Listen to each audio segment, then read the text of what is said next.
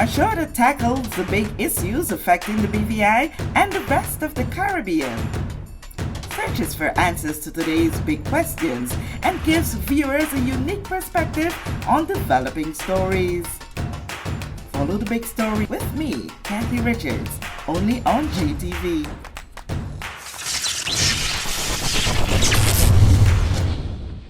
This show is brought to you by the National Bank of the Virgin Islands, Cyril B. Ramney Tertola Pier Park, NV Salon Spa Nail and Barbershop, the Wellness Center, Medical and Behavioral Health Clinics, HOV Medical, and Digicel. Sign up for Digicel Plus Home Light Bundles, faster internet, movies, and sports. This is The Big Story. I'm Kathy Richards. I want to thank you so much for joining us for today's Big Story. In studio with me, we went all the way across the water. Now, well, we didn't really go. We had them come.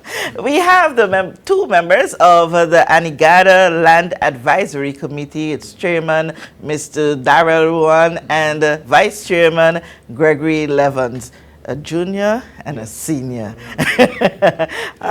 Cheers to the new year to you guys.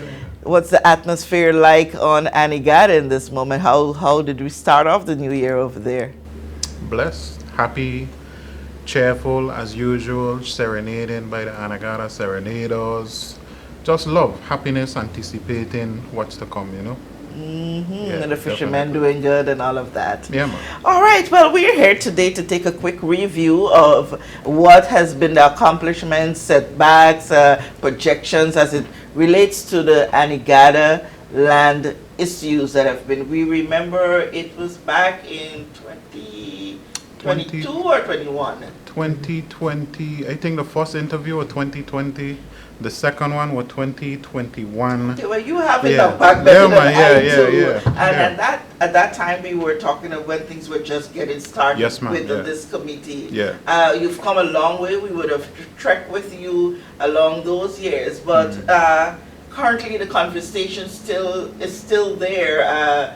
4 years later, well, let's say three and a half, years later, we are still having persons with a number of concerns. The Anegada land issue has not gone away. It still remains one of the major things for the people of Anegada.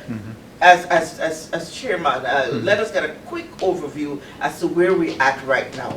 Well, I am more than happy to say that the hard work we put in from, like you say, from 2020 to now, I could say that we received over 247, say run it off 250, because we get applications daily. Out of that 250, we have approximately 185 applicants. Out of our 185 applicants, 182 of them have been approved for either residential, commercial, ancestral, or land relocation if the government needed their land for, like, say, the airport, a situation like that. We have submitted, if I'm not mistaken, what, 175? 176. Something around that, to be forwarded to cabinet as we speak. As we know, we have these other pressing issues going on in the government. CY implementation, you know, you have a pendulum swinging over your head where we may not get things done in the order or the timely fashion we may want it done as a people. But the reality and the fact is like, what we have achieved as a committee in the short time we have achieved it is groundbreaking, is nothing short of amazing, Ms. Cathy, to be honest with you. I would say to my people, let's be humble, let's be patient. The government is doing what they're doing. I know that is soon to go before cabinet. There is no greater government that has acted. I think Vice Chairman Lemons would agree with me. There's no other government that has acted for the people of Anegada in the way that this sitting government has acted for the people of Anegada. And better must come, and it's coming. It's coming. Especially where lands, the topic of lands is concerned. You know, that's a very dear to Anegada people's heart. You know, the lands. You know, we've been suffering for a long amount of years, and 164. This committee here, we made a lot of strides in a positive direction, and I have to say that the government working with us, and we're getting the ball rolling. Yes. We still have some little obstacles ahead of us, but we too will conquer them, and we'll get there. We just want to everybody in Anegada to get what's rightfully theirs. Yes, yes. It's been long outstanding. It's actually been overbearing too, and a lot of elders have gone and haven't gotten anything to pass on to their children, and and we're trying to avoid those things from further happening. Yes. Well, yes. what are some of the major hurdles that you face in doing whatever process is that needs to be done? Well, for us with this committee, we were working out of our own pockets. Yeah. We didn't have anything to go on. If we wanted to go to meet the minister, we would have to take our money out of our pockets or use my boat and go down and have meetings and stuff like that. Not even a pencil or pen. We started with, up to this present day, we don't have a location of our own to say that is our office where we can have our meetings in a secluded area where it would be confidential. Yeah. So I mean, we still have a lot of obstacles in the way and things that should have been already in place Definitely. for us, like safety of your documents and stuff like that. Yeah. You want to be able to have these things under lock and key. Just the nature of, I would say, like secrecy and respect to the Anegadian, that they know that, say for instance, if they meet with us, they don't have to worry about somebody possibly overhearing them or a situation like that. But to be honest with you, Miss Cathy, like, as a committee, we didn't complain, Like, we let them know, hey, we ain't got this, but that never stopped us. It's like, as a community, we came together, hey, can we have a meeting at your restaurant? Can we have a meeting in your building? I know nobody in there. Please, can we have the key? I mean, even the dining rooms. Like, look, whatever we had to do to meet to do the work for the people, that's what it is we do. Me personally, Vice Chairman Evans could tell you, I don't have office hours. There's no such thing. If you come, same here. People have come knocking at my door 2 o'clock in the morning, because they just find a document, they want this thing in my hand right now, and Cathy, wait, waking me up for? Come in. Sit down with you, deal with you the right way. How can I have office hours when an elder coming for Christmas time, she only here for 2 days, and I gonna say to myself, well, oh, nah, I don't work on something. No.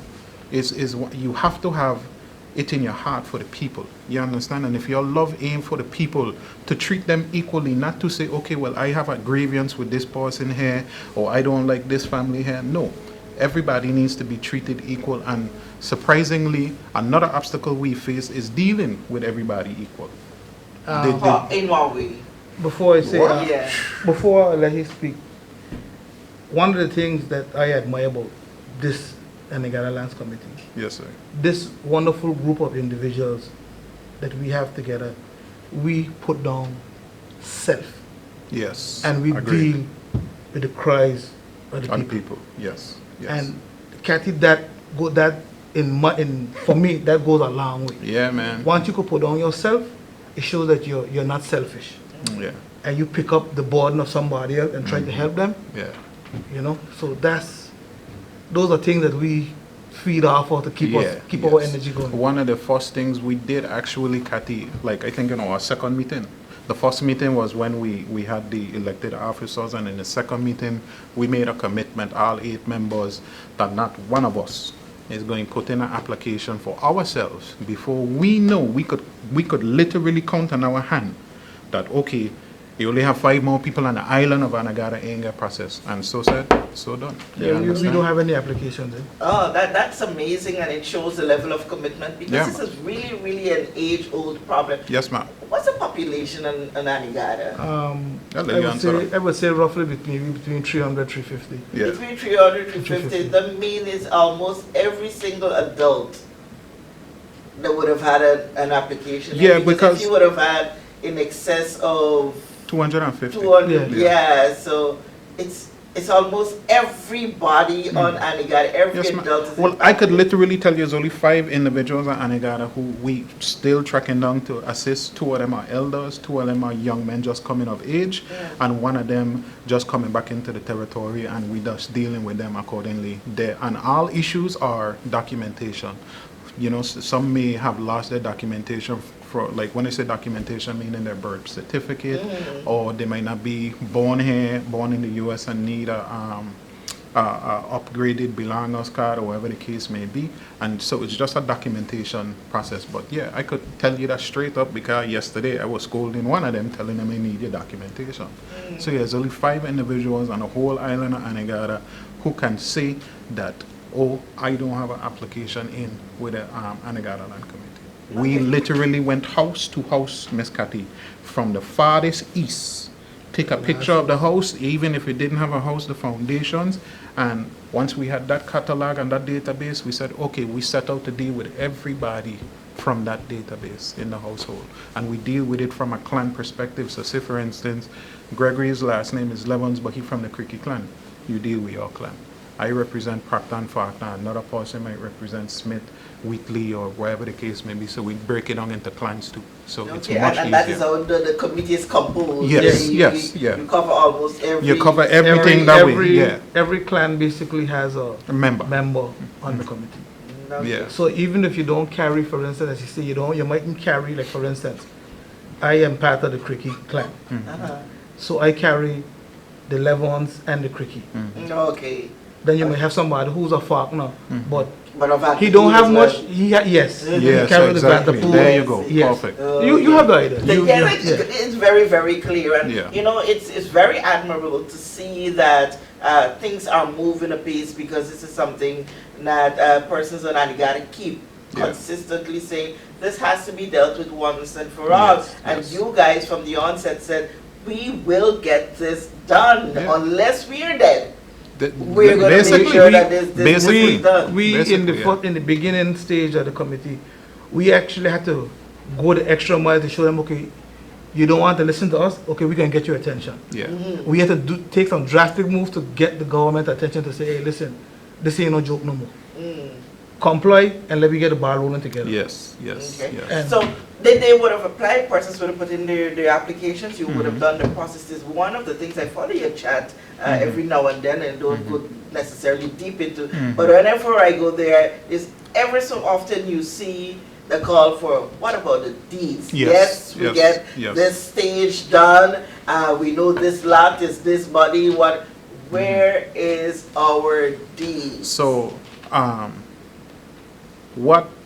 since a lot of them are first time land recipients from the land committee, it all stems back to a meeting that took place, when that was the Crown Land Policy meeting, where Honorable Premier Dr. Natalio Wheatley stated that Anegadians, I got Christmas gift for you, I'm going to get our deeds.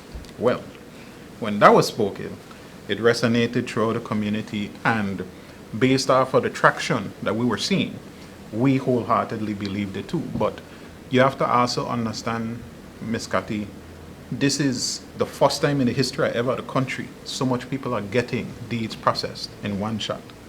So when you're doing something that's unprecedented and is a one-off, it's the first time it happening, you run into certain obstacles.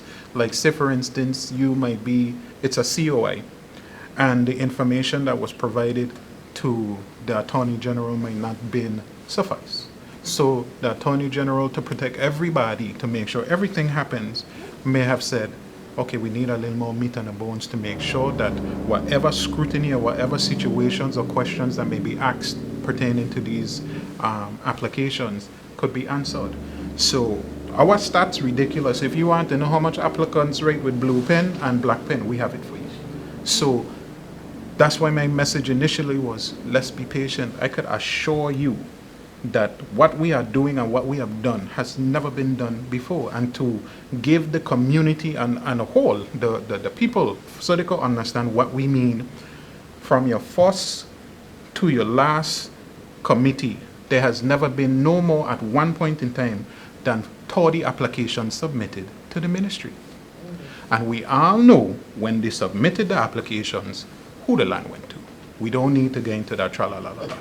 No, we as a... For the period of what you would have done for the 200 and odds in processing their documents, getting their applications, and so any at all that would have gotten deeds at all? Anybody got deeds? Well, what I know that's happening right now, there were some individuals who had deeds or had been approved by cabinet.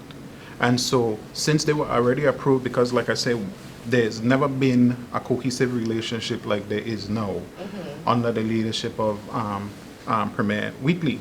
And so the ministry opens up its doors to us. There's open lines of communication. So when we did a deep dive into all the applications that are being held in the ministry, we found out that, hey, we literally have a master list of every application ever in the history of ever. So once we realize, okay, several people have been approved for cabinet, so let's go ahead and process them since the process was already started. Let's get them through. Those are being worked through right now. I can say that that is something that I know. The individuals who more so are like first time, or if you have a residential portion already and you may be applying for your commercial piece, they still have to go through the same criteria. But with the commercial applications, you would have to have a business plan submitted as per cabinet, and they would have to go through like additional steps. And we informed the community of this, which would be our appraisal.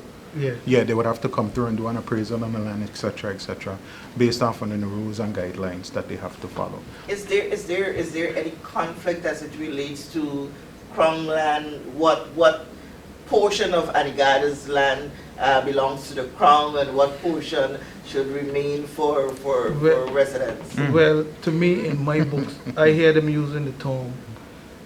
But we are talking about Anegada right now. Yes, specifically. They talk about using the term of Crown land. Yeah.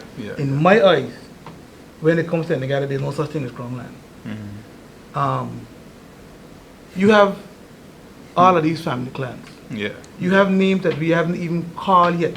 That's a part of other clans. Like you may have a family that branch off, and they carry a different last name because of marriage. Like Proctor. And you have the Knights. The Knights. There you go. You have the Gilda-Sleeves. Gilda-Sleeves. Arundel. You have these are names you don't hear frequently calling, and you'll be surprised to see people who even don't know that these names had exist. Now, when you talk about you have X amount of Crown land, there's no such thing, because Anegada basically is fully occupied. The government should be at least happy that they get a place to put a clinic, a place to put a school, a place to put a power station. But we have enough, we have so much of people yet that is unaccounted for, that has historical claim to these lands, that names never surface yet. Okay. And this is our committee is doing these investigations slowly, and we've been retrieving a lot of information. Yeah. So I would like to piggyback off our brother Levens was saying. So to put it in a different perspective, you know that the same Crown land policy, they've been doing the community consultations. Yeah. That's why I asked that question. Yeah, so what happened is during our meeting, many of the, including myself and Brother Levens, we stood up and we spoke out against certain stipulations with the policy. And before I even open my mouth and go down this road, I have no doubt in my mind that these things will be addressed, because like I said, there's never been a cohesive relationship like there is between the ministry and the committee ever in the history of ever. But when it comes to facts, we can't put our feelings in it. Let me say that again. When you're dealing with a fact, you can't put a feeling in it. No emotion. So what is the fact? The fact is that the government is their Crown land or not? Well, the fact is this. In 1859, I think the story need to be told in a sense that you have a fullness. And to summarize it all, Katega understand that before 1859, the BVI as a whole, they weren't in charge of their records that were held in Antigua. So in 1859, what it is happened is the land tax ordinance get passed. Now, Anegada on the other side of Jahphix over here, all by themselves all the time, nobody ain't bothering them, they ain't bothering nobody. When the land tax ordinance started, they came to Anegada seeking taxes for land. Mind you, these people don't have no deeds. Yeah, they have no deeds. So you want to collect taxes from individuals for the house spots, but they never had a deed. No deeds. That's illegal. So this is how this whole thing started now. So what happened now is they were saying, hey, what? If you want us to pay the tax, we have no problem paying the tax, but give us the deeds, because you have to realize what happened in Kingston, the same thing happened in Kingston for the freed slaves. So if you give them deed, well, you can't give us deed. So it was a back and forth for like 20 years until members of the Norman clan and the Faulkner clan got together and you say, what? Let we write our cousin.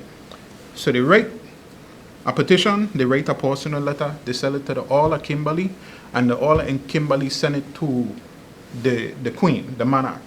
This is 1880. Now you have to understand, this is the Berlin Conference. When the 1885 came out, this is a Berlin Conference, you know. For all of those who don't know what a Berlin Conference is, this is when the European nations carve up Africa to say, okay, I gain this piece, you gain that piece, etc. And how they're going to set up commerce. You understand me? This is 1885, you know. That same year, Queen Victoria said, okay, she received this petition, she received this letter, write an ordinance and send it to the president of the Virgin Islands or the administrator, whichever title they were using at that time. And this portion, the land title of the ordinance, let it be clear, is to distribute the crown lands on Anegada to the Anegadians and settle claims to the land. So anybody who could read the ordinance will tell you the Queen didn't have all the lands, or the lands couldn't be considered crown lands because she told you to settle the claims. But were they settled in Never, that up to this time? day, ain't settled. So if they weren't settled, Yeah. in principle, there's crown land. If they ain't settled in principle, how that be? How the settled land, even, okay, I love that, cause that's, we could segue now into the next tra-la-la-la-la. In 61, we had the governor who set up the 1961 ordinance to make way for Beit Hill. Make no doubt about it, that was tailor-made for Beit Hill.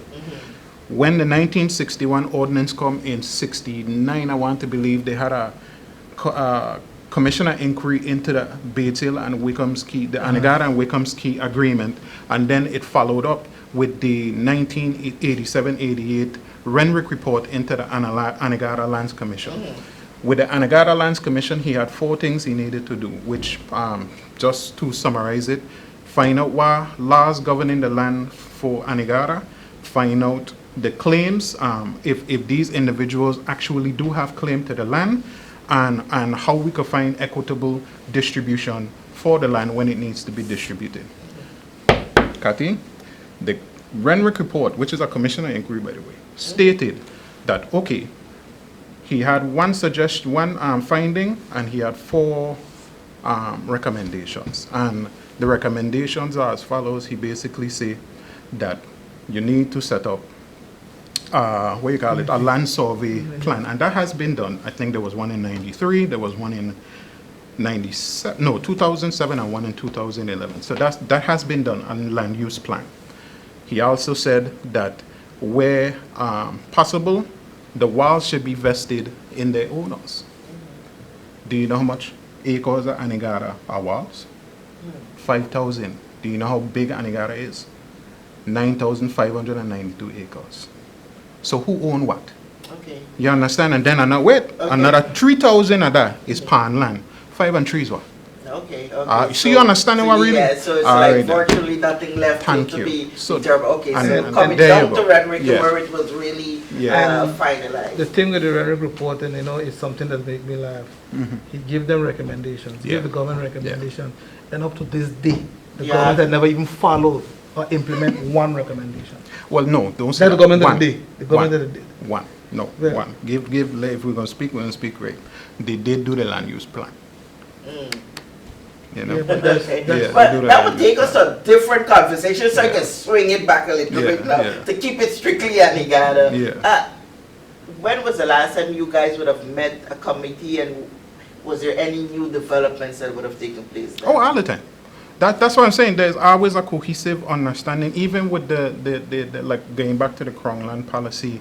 When we went to attended the meeting, myself and Brother Levels, that we spoke up, and it's not just us.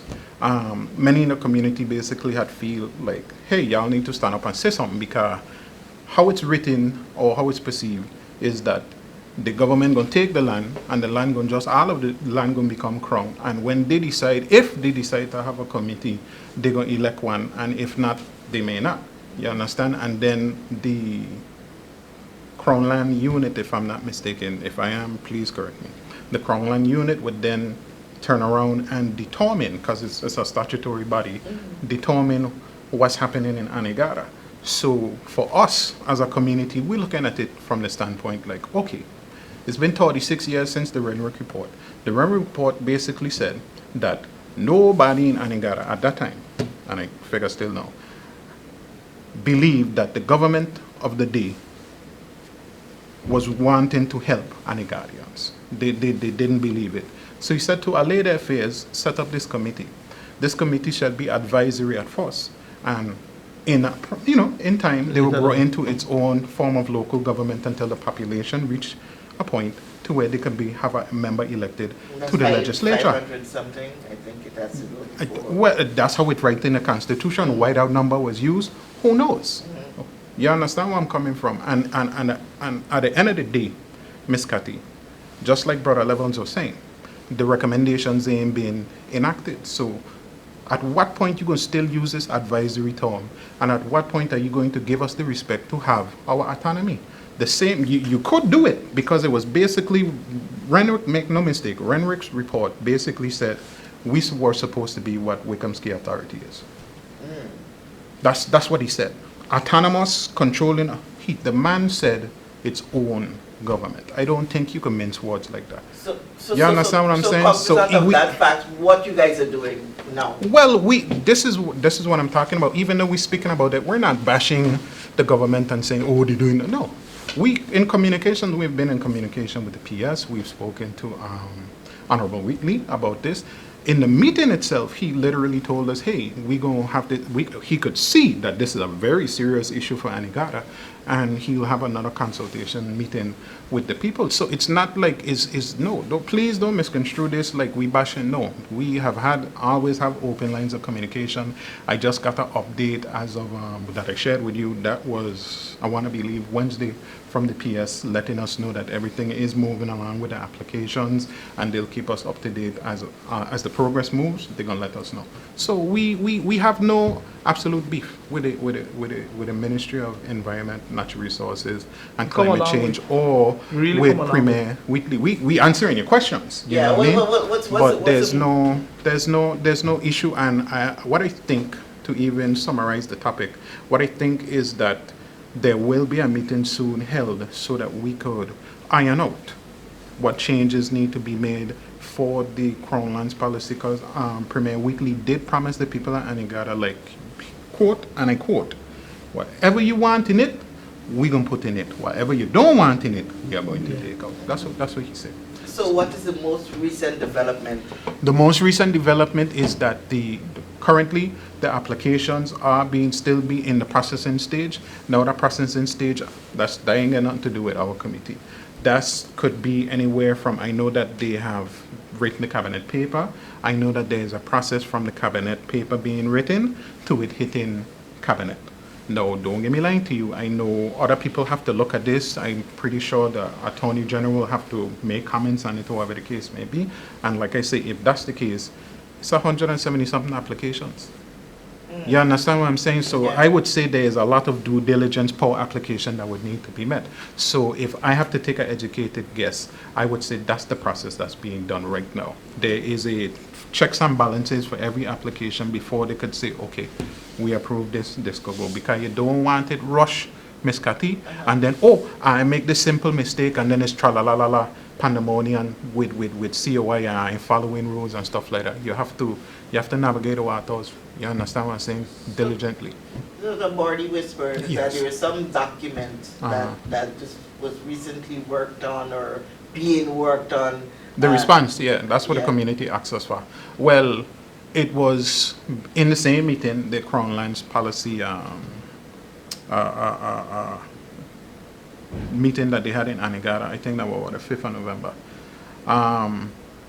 Some of the members of the community got together, and actually Honorable Wheatley suggested that we as a community write a letter and have it in writing. That was actually his suggestion. You have to say which Wheatley? Yes, Honorable Premier Wheatley. Yeah. Premier Wheatley. Yeah. Thank you for that, because I'm thinking. I'm so sorry. I'm so sorry, Premier Wheatley. In the meeting, when the meeting was concluding, he literally said, hey, some of y'all should get together, write down your grievances, and forward them to the ministry. So a group of us get together and say, well, instead of everybody writing, the committee should do it. That's our, hey, that's our job. I write it. So we have not made it public. It is not something that we wanted to just rush and say, oh, we wanted to make it so that with this document, Ms. Cathy, you could pick up this document and you could read it, and you would have a clear understanding of how this thing happened, why it started, who, what, where, when, how, and why. Okay. You understand? I know it has not been no. released or Nobody anything, said but what's the number one grievance that the people have? The deeds. The deeds. It will always be the deeds, Ms. Cathy. Okay. It's until that day come where, and let me highlight the process. Many in the community, and this is a problem many of us on the committee have had, many in the community feel like one day they're going to just be handed a deed. No, the next step in this process is when you have been approved by cabinet, you will receive a letter stating that, hey, you've been approved, and it's going to ask you for a fee of $201, $1 being the amount of money for the deed, $200 being the survey fee for the demarcation of the land. After you've paid that, that actually gets the gears moving for the deed to be processed. So I am so glad we're in a big story that I can explain it like that, because many people, but like I'm saying, it's a lot of first-time individuals, so they may not have known that this is the process you have to do. So no, even if it's approved today, it won't be tomorrow you get a deed. No, it's a process that have to go through. If you want to see a happy day in Anegada, you let them deeds come. Yeah. I feel not even the deeds, I feel the paper, the paper letting them know, hey, pay your fee. You know what I mean? Right. From that, it's set, because now you have the paper, you pay your money, and everything's set in stone. And like I'm saying, with all these policies being enforced, with all of the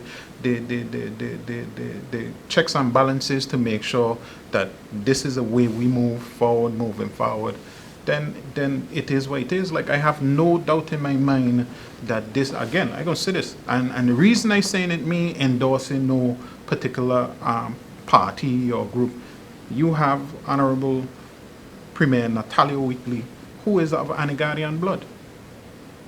I gonna make it public. The man is family, he's Anegadian blood, he one of we, as I say. Honorable Vincent. You understand? You have Honorable Vincent, the same way. Many people might disagree, but all Wheatley carry the same blood. Okay. Then you have Honorable Deputy Premier Honorable Smith, who was the secretary for Renwick. So what more you want than it? What more you want than that? Okay. You understand what I'm saying? So we are extremely confident that, and it's always been love. It was a little contentious with me and Honorable Wheatley, meaning the district whip. That's one of my closest friends, closest advisors, because we learned through the process of time. Okay, we may have, and the committee on him, he understood our passion. Our passion was mistaken for we just being, a little loud and not respectful. And then when you understand, he pulled me to the side and he said, Chairman, you have a passion out of this world for Anegada, but if you just humble yourself, you understand? Because you don't need to be the lion in the room, But when you get in a room, you need to know how to navigate them waters. Okay. And Katia can navigate them waters very well. We've been seeing, and we've been in the fact that this committee has continues to be together. It says a whole lot. We're under the tyranny of the clock at the moment. This is a conversation at the beginning of the year. I know as we progress, we will have more conversations. But what is that one thing you want to leave with the people of this territory? Not just the people of Anegada. Using Anegada as an example of fighting for what you want, despite it might have taken decades. What is that message? Over a century, I would encourage everybody in the BVI, not specifically Anegada, but the whole territory, to anything you do or you're fighting for, you must stand united. Yeah. Walk out your personal differences and stand united, because anybody see you undivided, they'll be able to conquer you. And I mean, if you look at the situation where the country going through it right now, this is a clear indication to show you this is time for us to stand together. Iron out your differences, stand together, put God in front foremost, and I think we'll be all right. For me, I would say, what I learned is being selfless and putting your ego aside and understanding the pain of the people. Yes, in my family I can understand the pain, but for many of us, when we do our consultations with the people, we've sat down in their living room and watched elders cry. We have sat down and had applications for elders who passed away since they have sent our applications to us, and we've had situations where we've received applications from elders who died 15, 20 years ago, that in your family, that'll bring you to tears, like what?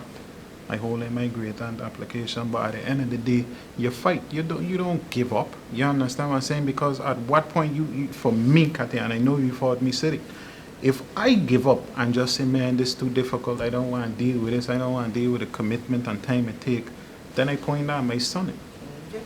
You understand what I'm saying? So get up, stand up for your rights. This is our right, this is our land, this is our heritage. And I think what gets blurred is a lot of people do not know the heritage of Anegada. So therefore, when you hear Anegadian stand up and be frustrated, it is like they're always making noise, but is an Anegadian frustrated is what like you said, centuries and not just exactly decades. You know what I'm saying? Well, the resonating words there at the end there. Get up, stand up for your right. Yeah, that's man, the words of Bob Marley, right? Yes, man. All right. Yes, and so this is a great note for us to end with. Thank you. You trekked the waters to come here today specifically. We didn't get the recording at the time we wanted to because you guys had to go tidy up and get sharp up. But coming all the way from Anegada to Tortola to sit here on the big story says a lot. It shows your commitment, and then it shows your dedication to the people of Anegada and the significance of you being part of this territory.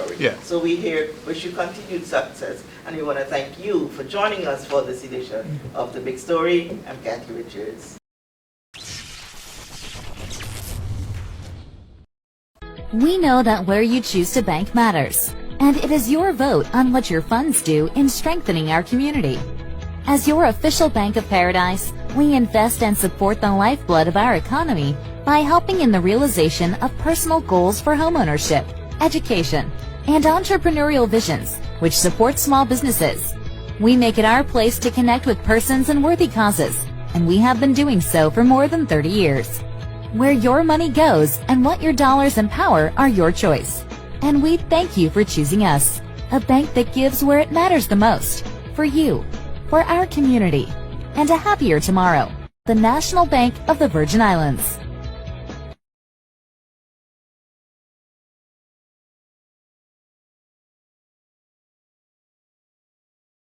Everyone looks to the future, but no one truly knows what the future holds. The number of people under the age of 20 with type 2 diabetes could increase by 49% by 2050. Let it be known that we all have a 30% chance of developing hypertension. Globally, more than 300 million people of all ages suffer from depression. More than 60,000 young adults aged 20 to 39 are diagnosed with cancer each year. Obesity leads to problems such as stroke, heart disease, and kidney failure. No matter your race, age, or color, we are all at risk. These diseases can be managed or prevented if caught early. But with the right medicine and the right doctors to keep us on a path to live a robust and healthy life, we will live well.